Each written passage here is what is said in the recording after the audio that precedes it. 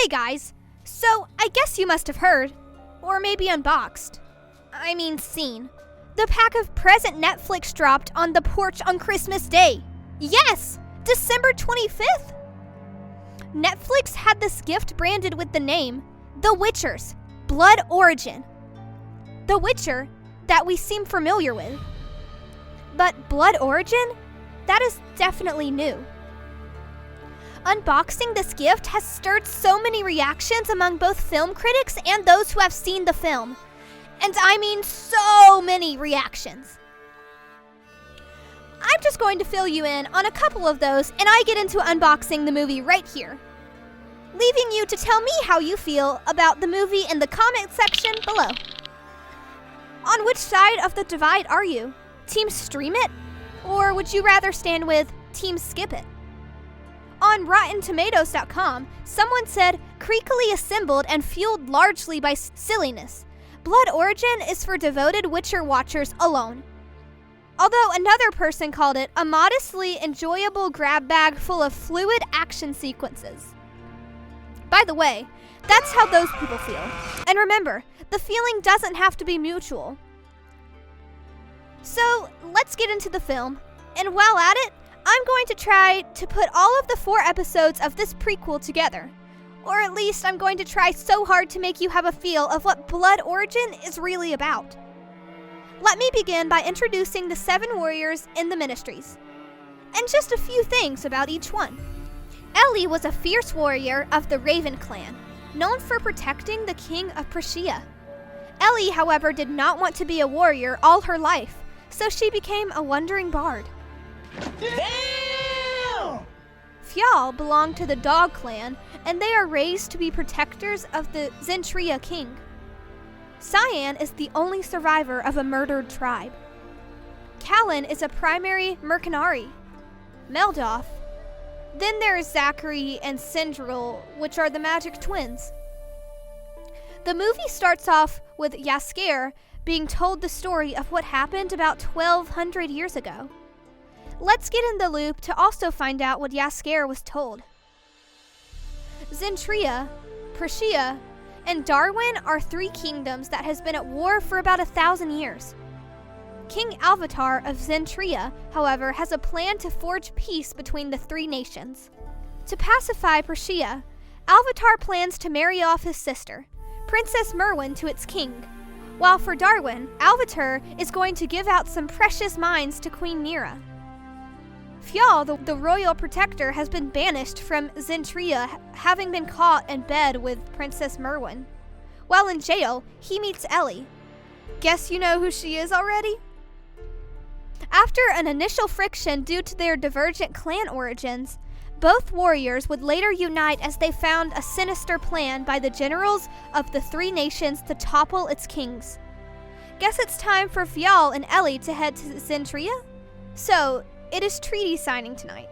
The 3 kings, the clan members who protect the royals, and the generals for each nation are all present.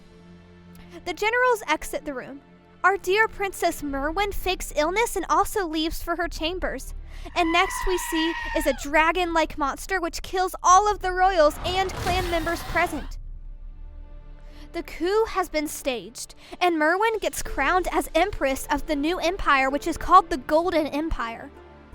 There is, however, the fearsome mastermind being the attack by the monster, and this person is Balor. Okay, who is Balor? Balor was a wizard and the chief sage for Zentria's ruler. Discontent with his role, Balor had his eye on becoming the ruler.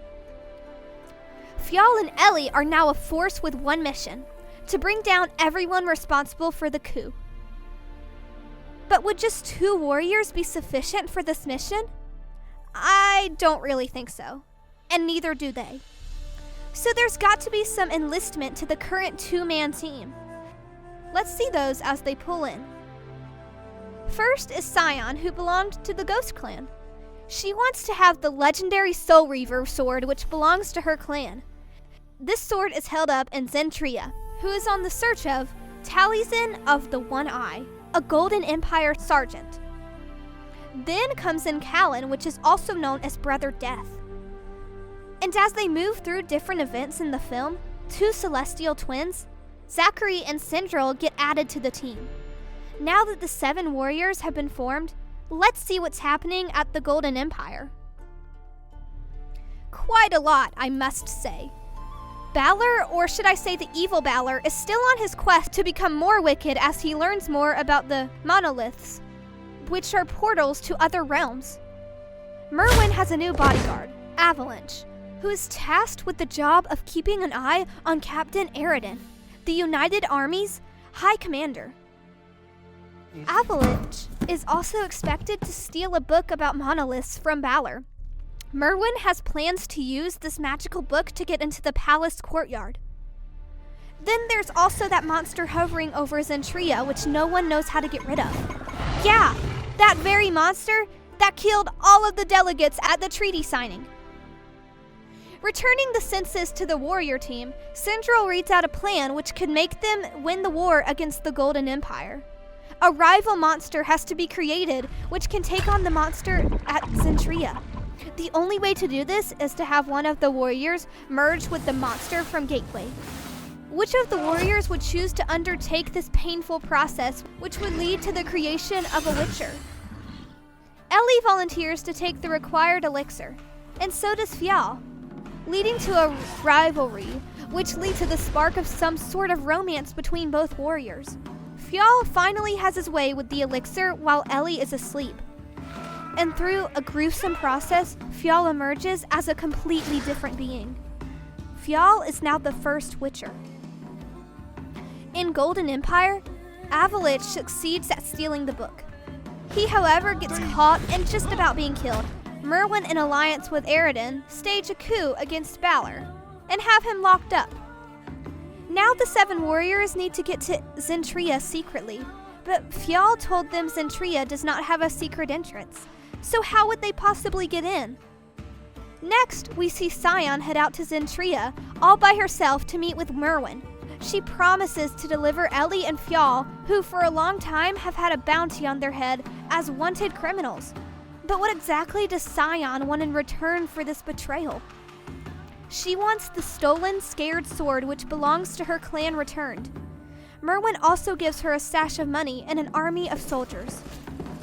Armed with several Golden Empire soldiers, Scion led the soldiers to capture the warriors. But the least expected happens. Some associates of Scion show up, and the Golden Empire gets decimated. Now the 7 warriors can get into Zentria just by wearing the clothing of the dead soldiers. But would Fjall, who is now a Witcher, be able to control the inner beast within himself? How about Aridin and his entire army? How does the 7 plan to overcome them? Well, guest Chief Sage Balor took care of Aridin and his army by sending them to another world with a spell that he casted. Hold up, guys. How did Balor get out of jail? Well, Merwin needed a sage, and so she had to release Balor from jail. Balor, however, still proved that he has venom in him. The 7 warriors have stealthily gained entry into the Golden Empire, and Scion takes Fjall. Or should I say hands over Fjall to Merwin, while Scion covers up the truth on the other warriors. Scion expected Merwin to return the sword to her, but that doesn't happen. Standing face to face with Merwin, Fjall fights hard to tame his inner beast from attacking the princess who is now queen for all the atrocities she has committed. But that proved futile. About to attack Merwin, the giant monster present in Zentria comes in, and Fjall now has to confront this monster. Ellie is in the city charging and leading the people of the kingdom on a revolt against the queen, and straight to the palace they march singing songs. Pompous Merwin gets attacked and stabbed by Ellie. Seated on her throne, Merwin died still with her arrogance and without remorse for all she did. Now, Aridin has been sent somewhere unknown. Merwin is dead, but there's still the great monster which is being fought by Fjall, and there's still Balor out there somewhere. Okay, for the great monster, Fjall was able to kill it, but interestingly, he could no longer tame the beast in his own body, and so he ended up being a wild monster, devoid of any fears. As a monster, he went on a killing spree, and so he had to be killed by no other but Ellie herself. And for Balor, yeah, he returned to Zentria with chaos magic in his hands. And who among the warriors could confront him with magical powers except the two mages, Zachary and Sindril?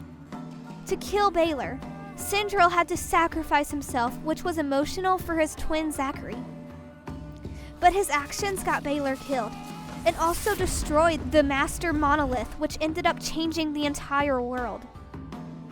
With the world transformed just after a bit of pause, civilized humans, other creatures, and elves all began to coexist.